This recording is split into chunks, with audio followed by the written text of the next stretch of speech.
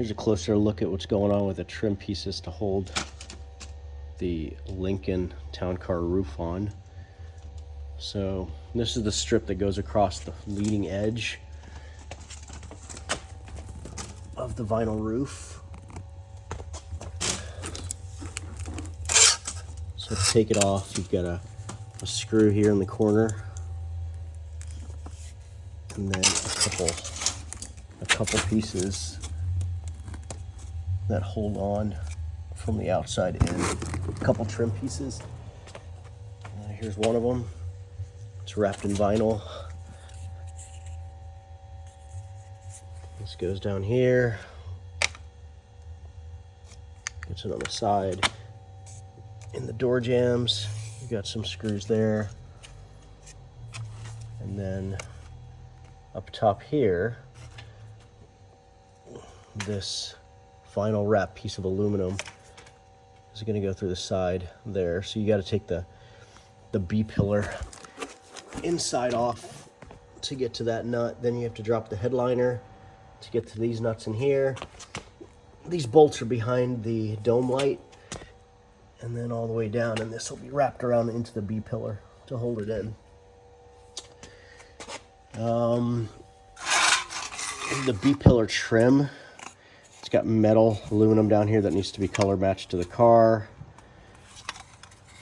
There's a weather seal going up the side.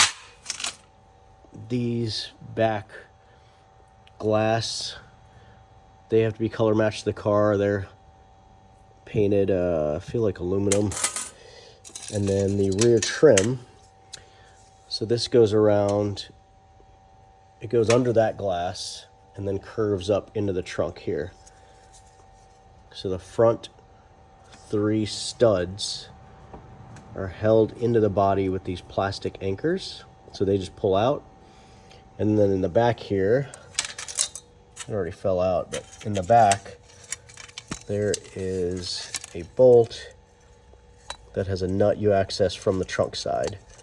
So you reach in on the trunk, up underneath the glass, and you'll be able to feel this to pull it off.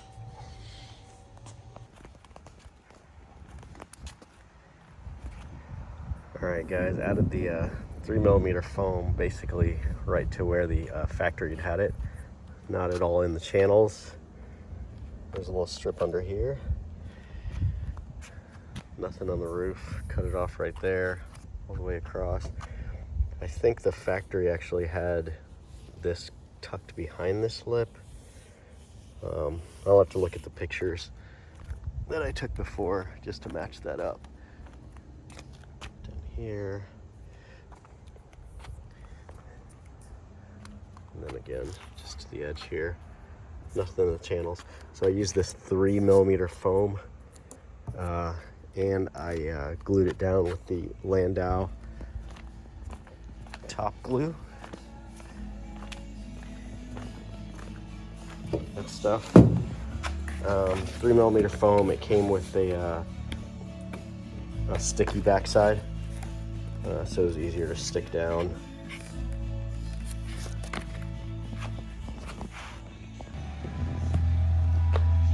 Get the corners marked.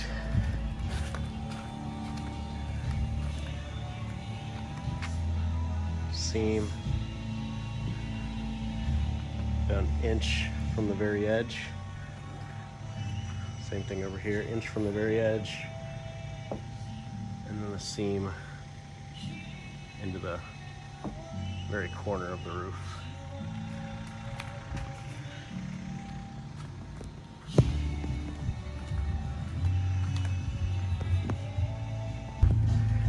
All right, I got one side glued down.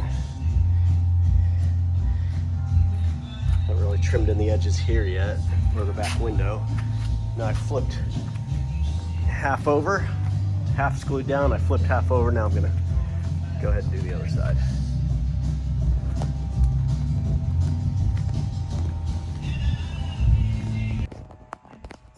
All right, tucking the back window, guys. Left about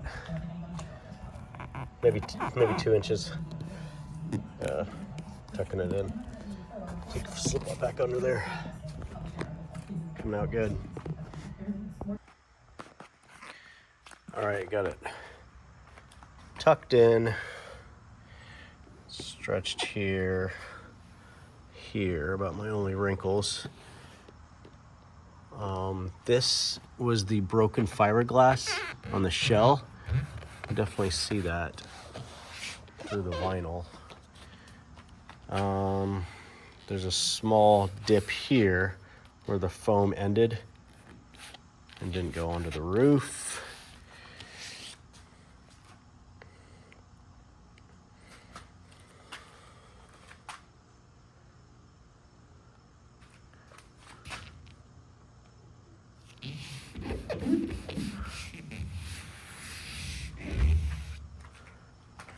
It's definitely kind of tricky figuring out how deep I could cut into the corners. I don't want to cut too much and have exposed edges.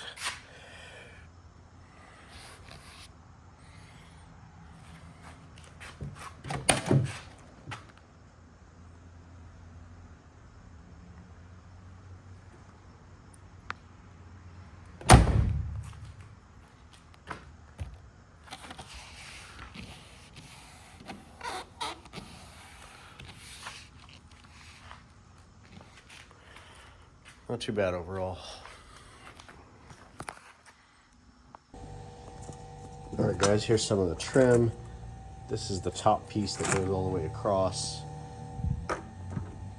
And for this vinyl, I just used a razor to cut it off. Cut it and pull it. Left the foam padding on the top there. I'll reuse that. And I use heat as well to help soften the vinyl. So now for the main belt, the biggest piece that goes across the roof. Some of this is painted metal, but this is vinyl, and it does tuck behind this aluminum. So use a 5/32 drill bit, drill out the rivets to get the two pieces separate. And then you'll be able to cut that vinyl off as well. It looks like I'm going to take the painted metal off, the painted aluminum. I'll separate that as well because the vinyl does tuck back here. And then also the leading edge, there's a plastic strip from Ford, and that is all riveted on in many spots. But above that, the vinyl looks like it peels back and is glued on behind that. So I will also take that off. So a lot of rivets to drill out and a lot of re-riveting to do once it's all done.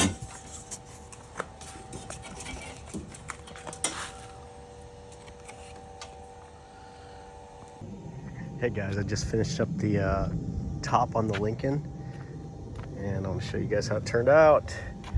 So there's a plastic strip at the leading edge that Ford puts in there. It's plastic riveted or maybe steel riveted to the back here, and it's really fragile, you know, from sitting out over 40 years. It's really fragile. It's hard to take out.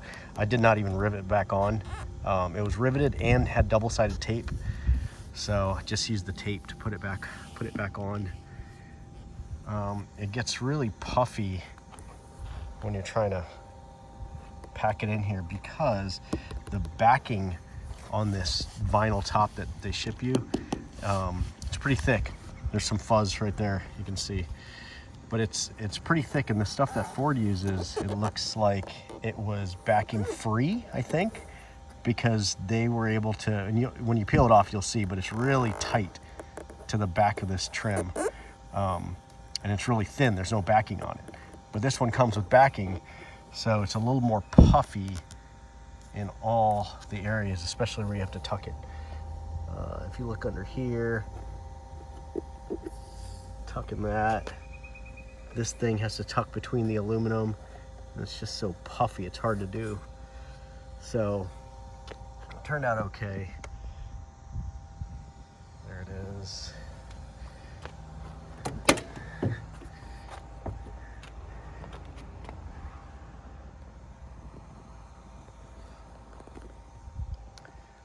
So these window trim pieces, there's 2 of them. There's one under this as well. It's another pot aluminum piece that goes in there, and they're kind of held in with these tabs that are very difficult to not break when you're pulling them out, because they're all crimped. They're all crimped up on the inside there to hold that trim in. This guy's got 3 studs on the back with speed nuts. That's pretty simple, straightforward. This piece of trim doesn't come all the way to the end. It leaves space for the window trim. On the back side here, I went pretty deep with gluing the vinyl trim back here, just because this whole plate, this jam plate, is so wide. There's no need to really cut it super tight. Same with this side. I just left the vinyl trim super long. This little piece here is a trim piece we'll have to paint.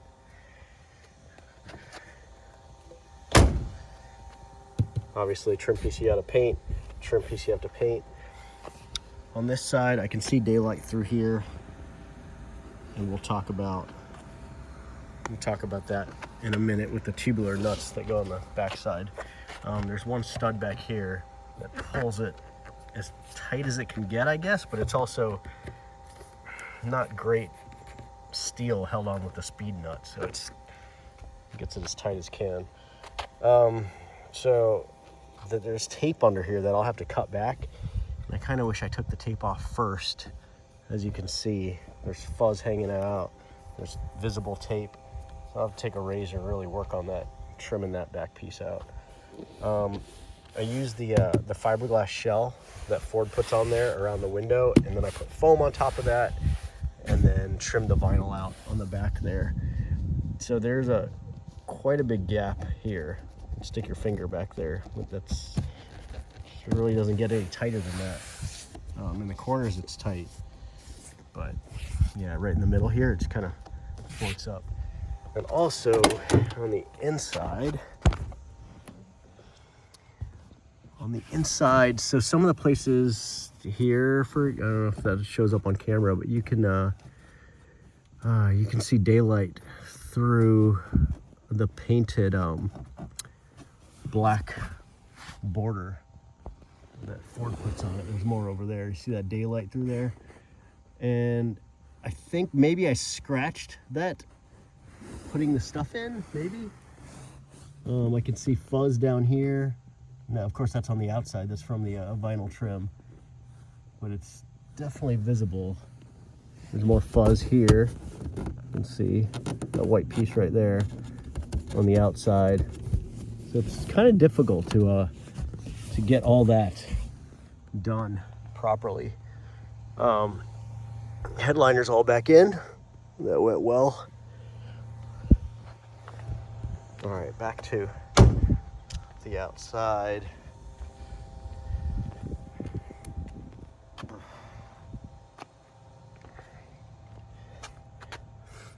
One of the pieces you have to paint, that trim piece there. Again, hard to tuck in here because this new vinyl is so puffy. This plastic fragile trim piece did crack in the corner here, so I just had to kind of butt it up against itself. You can see where the C-pillar foam ends. It curves over to the roof. Also here, you can see where the foam ends. If I were to do this again, I would bring this foam that goes on the back fiberglass, I would bring it back much lower and probably 45-degree shave that angle there, just so it flows onto the roof better. As it is now, it ends up here, which is where Ford ended theirs, but I don't like that transition that it made. Also on the back of the windows here, it's really difficult to put weather strip adhesive and pull the tape out, but yeah, there's still tape stuck in there. This side trim, it actually, most of the tubular nuts stayed in there from the factory, so it's holding it pretty tight.